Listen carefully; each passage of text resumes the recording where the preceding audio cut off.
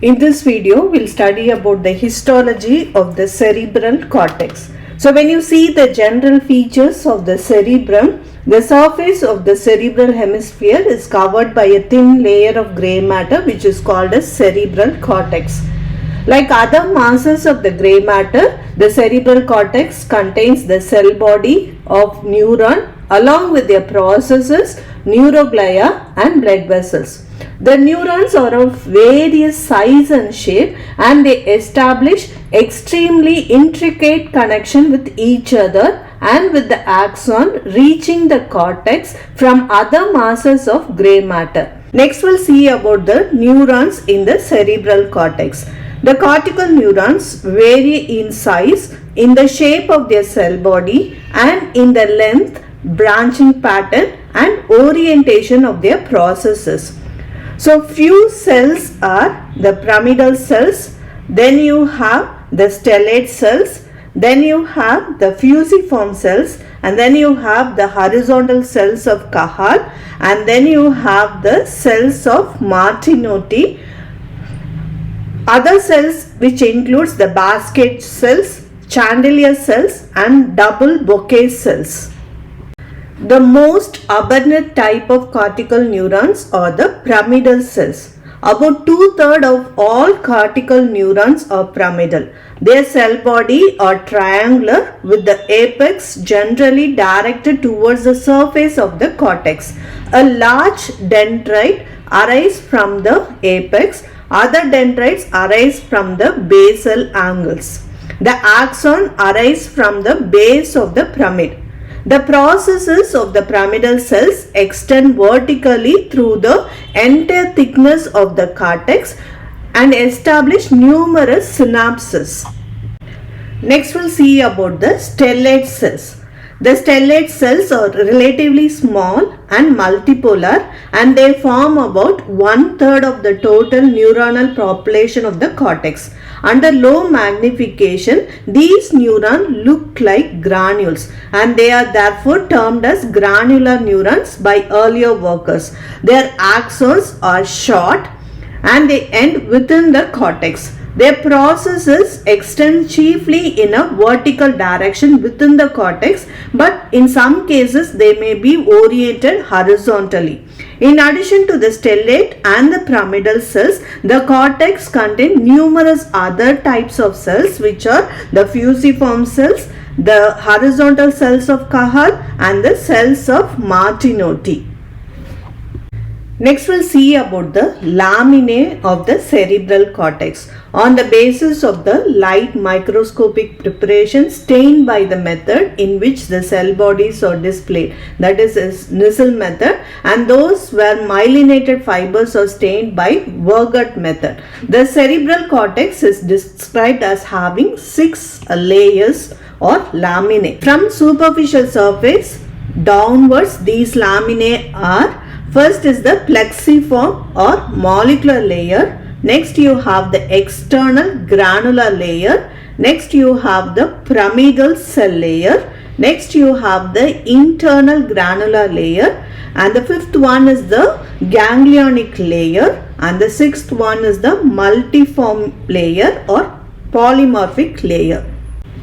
The plexiform layer. So here you can see this is the plexiform layer.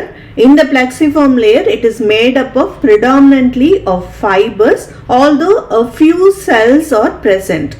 All the remaining layers contain both stellate and pyramidal neuron as well as other type of neurons. The external and the internal granular layer. So this is the external granular layer and this is the internal granular layer. So these layers are made up of predominantly of the stellate cells which are otherwise known as the granular cells.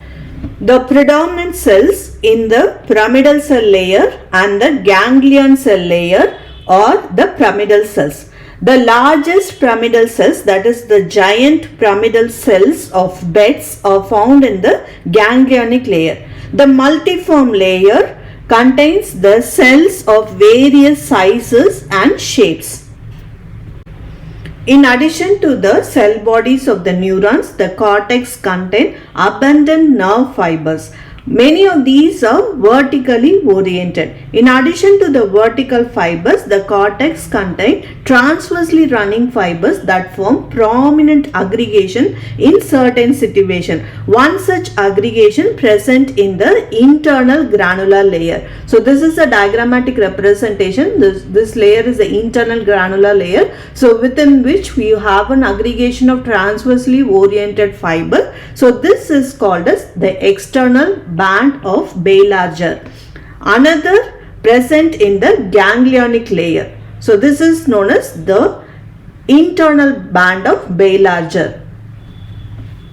This is a hand-drawn picture of the histology of the cerebral cortex. So this is the first layer, the plexiform layer or molecular layer. So this is the second layer, that is the external granular layer, and this is the third layer, the pyramidal cell layer, and this is the fourth layer, the internal granular layer. So here in the internal granular layer you have to draw the aggregation of the transverse fibers, and this is the fifth layer, that is the ganglionic layer, and this is the sixth layer, that is the multiform layer, and this is a white matter.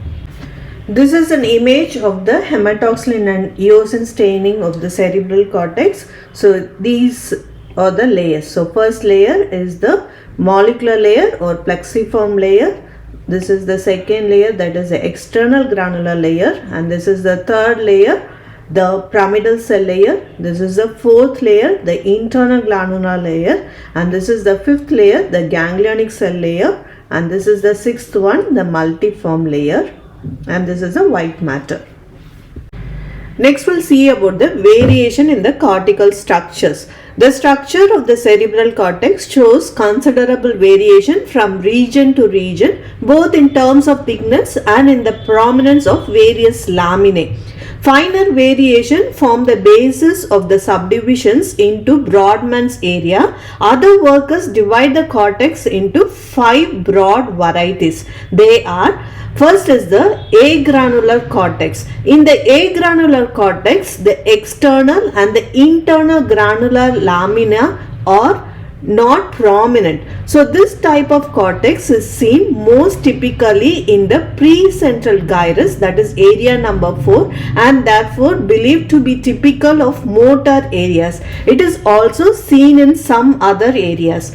The next variation is the granular cortex. In the granular cortex, the granular layers are highly developed while the pyramidal and ganglionic layers are poorly developed or absent. In the visual area, the external band of Baillarger is prominent and they form a white line that can be seen with the naked eye when the region is freshly cut across. This stria of Gennari gives the name, this striate cortex, to the visual cortex. Between the two extremes represented by the granular and agranular varieties of cortex, 3 intermediate types of cortex are described. They are frontal cortex, parietal cortex and polar cortex. The frontal type is nearest to agranular cortex and the pyramidal cells being prominent, while the polar type is nearest to the granular cortex.